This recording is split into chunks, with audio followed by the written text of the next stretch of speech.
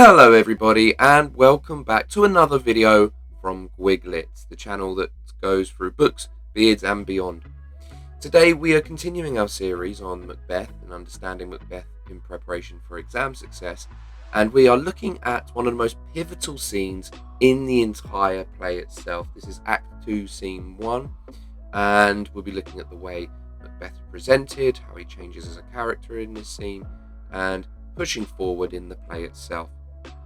So as always, what can you do with this video and the material provided? As always, make sure you're taking notes. One of the most powerful and effective ways of reinforcing your learning is taking notes in a copy yourself, if you have a copy online, or any other version you may have. In addition to this, using it to visualize your learning, create mind maps of quotes, mind maps of images. Diversifying your revision is going to become a more invaluable tool as you go along. As well as this, you can use it as a revision tool both with your classmates, people who are your peers, or alternatively use it by yourself as well. Go back through it. This is the 11th video on what is a very long series now, so we've got a lot of material that you could quite easily use to your disposal. And in addition, use it to help annotate your copy of the text, very similar to what I was saying earlier about taking notes, using that as a way to help your revision.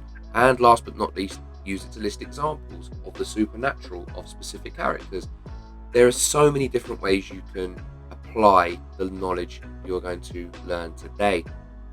So, where we are in Act 2, Scene 1, the scene before the murder. What's really important to understand here, particularly when you're reading the play, is that this scene takes place in the dead of night. Okay, we see a quote from Banquo where he says, "There's husbandry in heaven, their candles are all out." Notice that words there, those words, all out. The darkest possible night sky, which lends itself to the sense of the supernatural that's emerging in this particular scene. Macbeth then enters and has a brief conversation with Banquo where we see they're not being entirely honest with one another, or more pertinently, Macbeth isn't being particularly honest with his fellow soldier. Macbeth is then left alone and waiting for the signal from Lady Macbeth to murder Duncan, the ringing of the bell.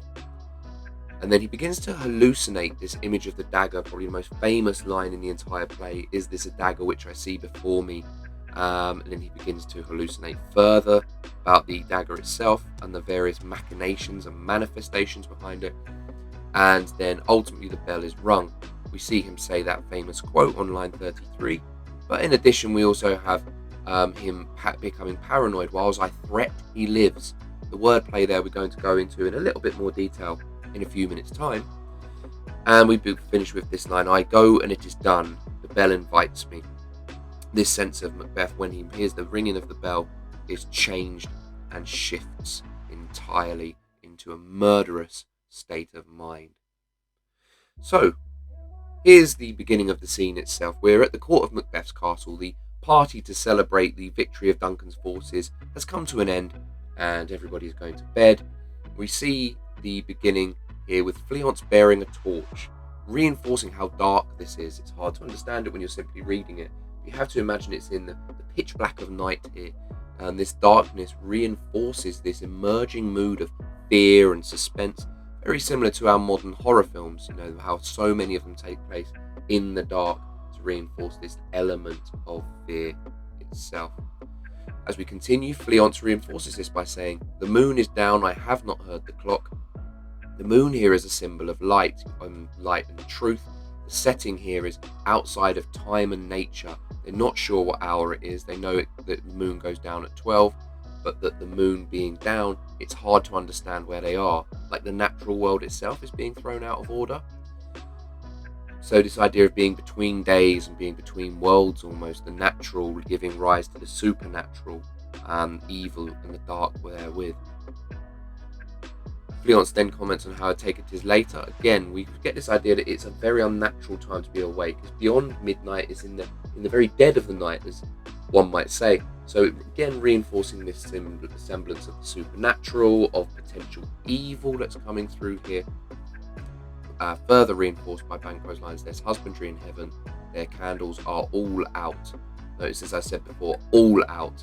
It's an unnaturally dark night, not even the starlight they have to guide them with. Very sinister in itself.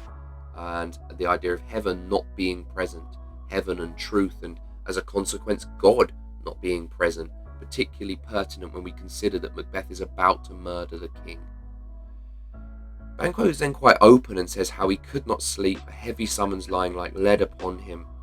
He talks here about how Banquo is commenting on his involvement and encounter with the witches, this idea of cursed thoughts and merciful powers, the fact that he can't shake the fact he's encountered the witches themselves. As we go forward, we see him say, "Give me my sword, who's there?" Because he obviously cannot see Macbeth at this point. He's fearful. Obviously he wouldn't ask for his sword if he didn't feel he was under threat. So we see this fearful atmosphere being reinforced.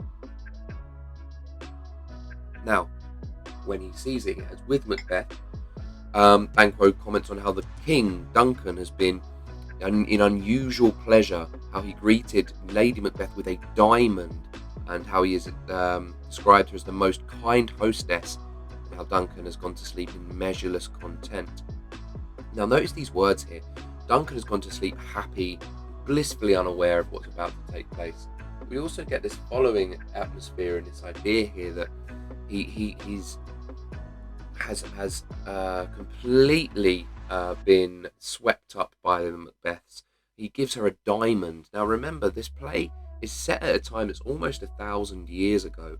To have a diamond, even now we put a great value on the idea of diamonds, but then to have a diamond was extraordinary. So Banquo presenting Macbeth with this diamond shows just how deeply Duncan is fond of Macbeth and his wife. Now, at the bottom of this part, we see how Banquo talks about how he dreamt last night of the weird sisters. He's open and quite forthright about the impact they've had on him, and how most significantly the impact they've had on Macbeth. Very openly talking about them to Macbeth. However, as the scene continues, we see that Macbeth is very much different on this. He says, "I think not of them."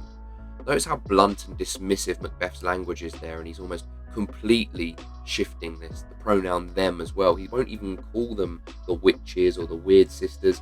He's using this false face to hide what his false heart knows, as we recall from the previous scenes in the play. He's lying in effect to Banquo here, and he uses euphemistic language, some words upon that business, for example, to keep a secretive element here. It's almost like he doesn't want to talk about the witches at all. Such euphemistic language, when contrast to Banquo's more direct question, kind of lends itself to the idea that Macbeth is being overly secretive here. Now, they exchange pleasantries, and Banquo ultimately leaves. However, between the pleasantries, we see Macbeth hint to Banquo that the prophecies aren't necessarily a bad thing. When he says, "If you shall cleave to my consent when 'tis, it shall make honour for you," we see that Macbeth is quite open about these prophecies. Whereas in contrast, Banquo is clear to say how he still keeps my bosom franchised and allegiance clear. Bosom as in heart, heart and loyalty. Banquo is saying how while he may be open, he would do nothing to dishonour the king and court. He is more sceptical here and will be still morally pure in a way that we know Macbeth is not. Now, after they have left, Macbeth is quoted as saying to the servant, "And when my drink is ready, she strike upon the bell."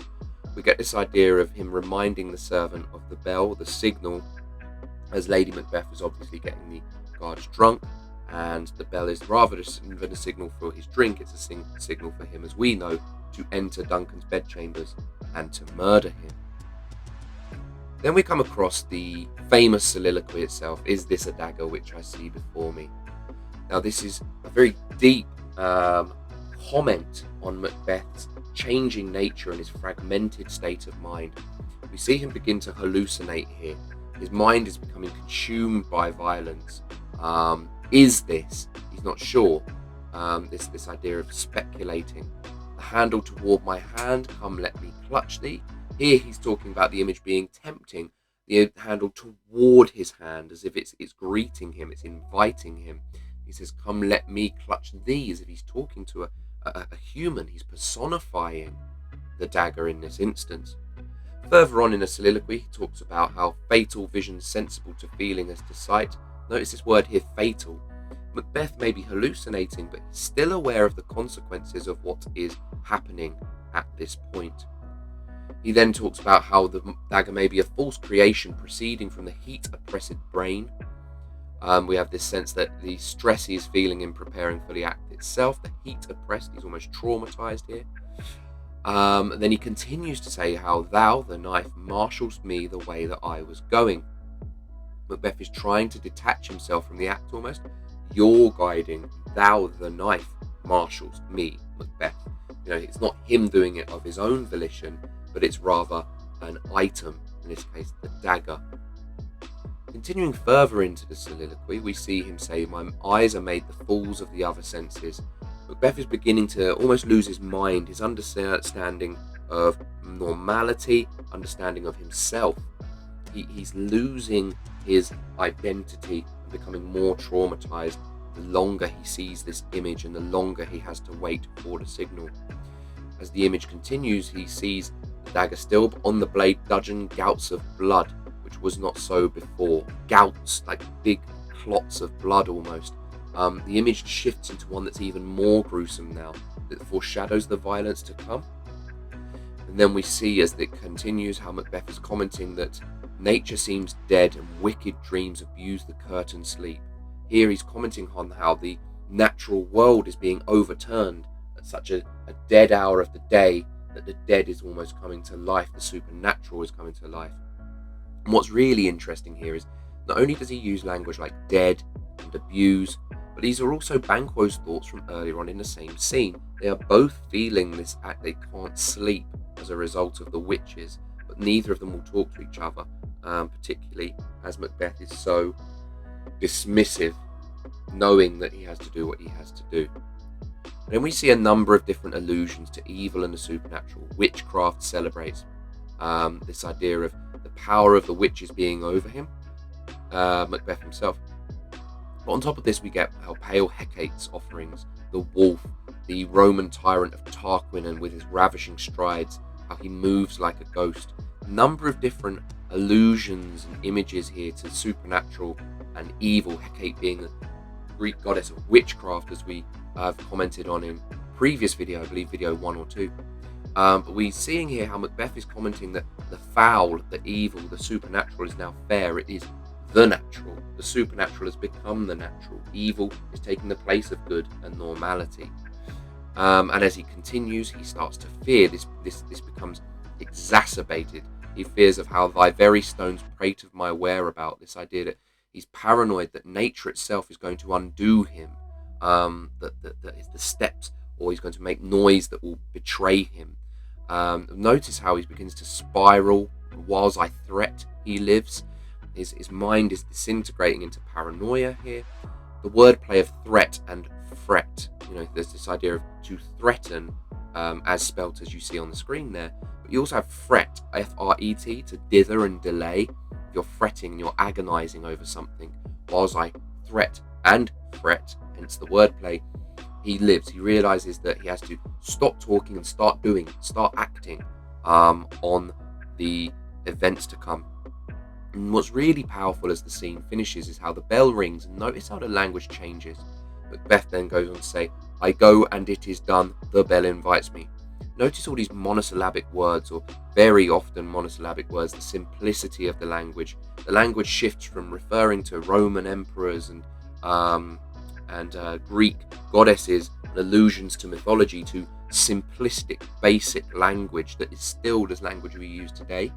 It's almost as if his brain has switched into functional mode. His brain has switched into an act on the ringing of the bell that is almost robotic, quite eerily robotic in the way he acts. The bell invites me as well. This sense here that he is being he's trying to morally justify himself, as he does in this last line that summons thee to heaven or to hell. Is the bell inviting him? Like there's a legitimacy to what he's doing, or he's creating a legitimacy for himself. And in this final line that summons thee to heaven or to hell, notice how Macbeth is trying to morally justify what he does. In Act 1, Scene 7, he was commenting on how Duncan's virtues will plead like angels, and now he's saying that he may go to heaven or to hell, that maybe he's not such a great guy. And in doing that for himself, he's almost justifying the act that he is about to commit.